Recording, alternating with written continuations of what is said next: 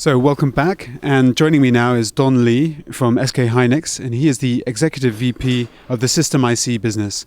Don has kindly agreed to answer a few questions following his keynote this morning on the third and final day of ICCE 2016. Now, could you tell us a little bit about your talk? You explained some of the enabling technologies for 5G and IoT. You talked about image sensors, you talked about memory and power management. Let's start with image sensor technology. Could you tell us, on the deep technology level, what are the main innovations and developments in this area? I guess you have to have a very good pixels, right? And we talked about isolation of pixels, and then also how to control the noise between the pixels and also noise coming from the substrate and so on, and the imaging is very the perception oriented field, and unlike memory where you are counting ones and zeros, we will be counting all this, values between 1 and 0. So it becomes a little more challenging, and especially for a memory company like us, moving into the imaging space has not been that easy so far. But we are managing it, and we are doing a lot of innovations, as we talked about in my talk. You talked about smaller pixels. First of all, why do we need smaller pixels? What are the benefits, and what are the challenges in doing that as well?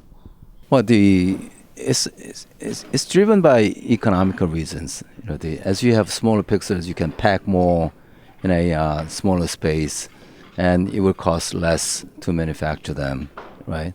But as you make the pixels smaller, and as we talked about, actually there will be some limit to the scaling in the pixel size because of the physical nature of the light coming in.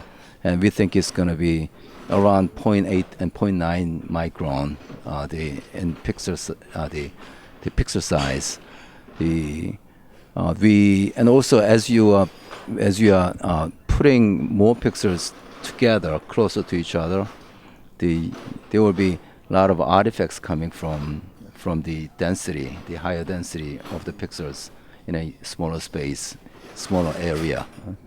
So the benefits, as I understand them, are mainly lower cost and smaller size of the sensor, and you have to develop ways to overcome the unfortunate side effects of making the whole thing smaller. Exactly. So we know what the side effects are: lower signal-to-noise ratio, etc. The smaller the size of the bucket, the pixel, the fewer photons that can come in there, and the higher the thermal noise as a proportion of relative to the number of photons coming in. Yeah. So what are some of the ways in which you can mitigate that, overcome those problems in perhaps a later stage of processing? Well, I guess you want to make the refraction index as low as possible, so that you can guide more photons into the diode from the capture from the lens down on, right? And as you talked about, as you said, as the pixel size becomes smaller, the bucket becomes the smaller, and the challenge is to how to maintain the sensitivity, right? As you are decreasing the size of the pixels, and also as the signal level becomes lower due to the smaller bucket size, the signal-to-noise ratio, noise coming from the surrounding area, right? Becomes a challenge to us, and the technology to control those, or maintain this certain level of signal-to-noise ratio, which will be translated into the picture quality, right? Which is the important So what can we techniques. do to those the raw data coming out, which is a lower signal to noise ratio? What can we do to increase the quality of that so that when we reduce the size of the sensor, we don't lose picture quality? First of all, we gotta have a very good isolations between the pixels, and also we need to have a very good readout circuits, right? In analog sense, and very good ADCs, and also the signal processing that will go afterward, which will aid the signal to noise ratio, the quality actually. Brilliant. Now, signal processing is my field, so I'd be really interested on a personal level to hear more about that. What kind of signal processing can one use to improve image quality after it's been captured? After it's been captured, I guess one good example is the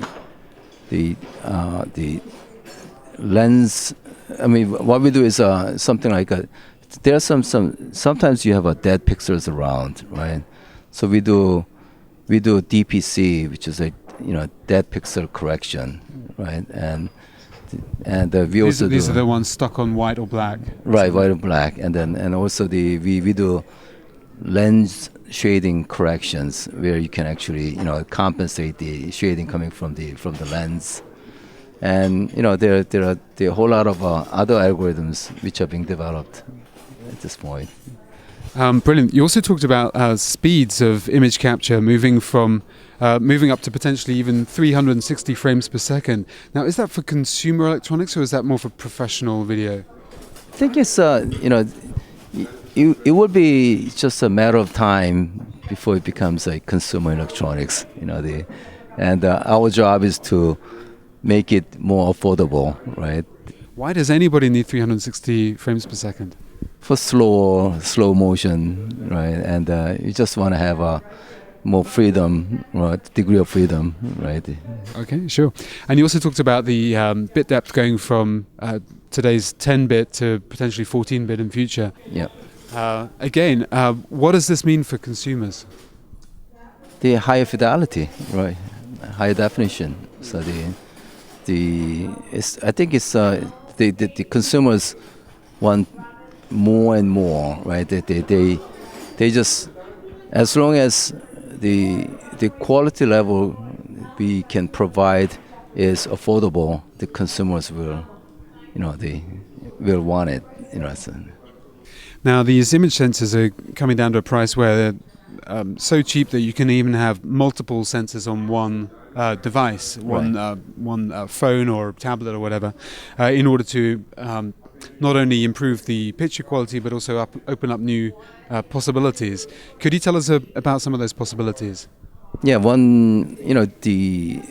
there are some phone manufacturers who are deploying dual cameras, in one side, and that will enable 3D imaging, and through that you can open up the whole lot of different applications, and by having depth as another dimension, you are increasing the complexity, right? And then by the many innovations and applications can come from that, that extra dimension being freed up, or being created. Good. Let's talk about memory for a moment. What are the innovations, new developments in memory technology? Well, in the memory technology, it keeps shrinking, right? Keeps shrinking, and it will become, and sooner or later we will be hitting the scaling limit, we feel. And what we are trying to do is to add more functions on top of memories to overcome some of those scaling limits, right? So, for example,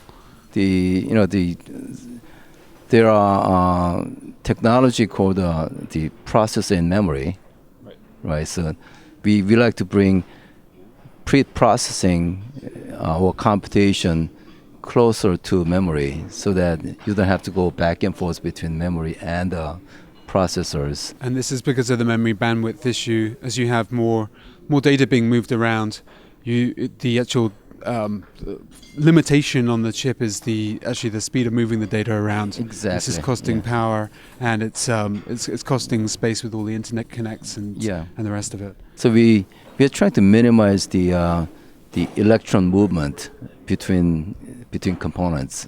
So the video processing is one good example. You do a lot of read and the storing of the image data, and that can become very big burden on the interface between chip and the between processing and the memory, right? So by moving some of those functions closer to memory, you might be able to have a little more efficient system going. Absolutely. Could you also tell us a little bit about 3D cell NANDs? Yeah. What does that mean? Well, that means the scaling in 2 dimension and is becoming more difficult. So we are stacking those. We are going 3D basically, right? So it is the Moore's law is becoming harder to achieve as you go closer, as you go under certain the processing size, right?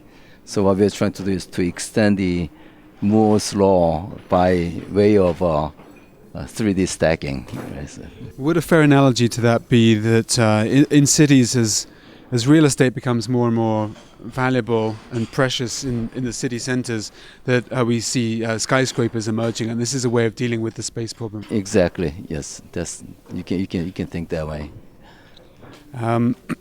Finally, on power management, you talked about efficiency and density. What are the main things that our viewers should know about here? Well, it's the PMIC is becoming such a vital part of the overall system nowadays. Everybody's into the conserving energy and making the battery life longer and so on. So, the higher the efficiency it is, and the density, higher the density it's better off for all of us. So we have to keep trying to improve those at the same time. Don Lee, thank you very much for an interesting keynote and also for joining us now. Thank you very much. And thanks for watching.